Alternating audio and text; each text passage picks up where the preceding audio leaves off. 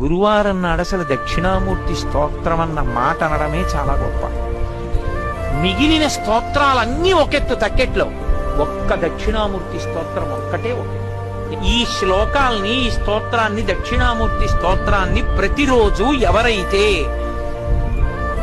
ఈ స్తోత్రాన్ని చదువుకుంటున్నారో, చదవడం చేత కాని వాళ్ళు, చదువుకోవడం వచ్చిన వాళ్ళు చదివితే వింటున్నారో, విని ధ్యానం చేయగలుగుతున్నారో, ధ్యానం చెయ్యలేకపోతే కనీసం పఠిస్తున్నారో, వింటున్నారో, ఇలాంటి వాళ్ళందరికీ కూడా సర్వాత్మత్వమితి స్ఫుటీకృతమిదం, ఆత్మ అనుభవంలోకి రావడమే కాదు, దానితో పాటుగా సమస్త సిద్ధులు కూడా కలుగుతాయి.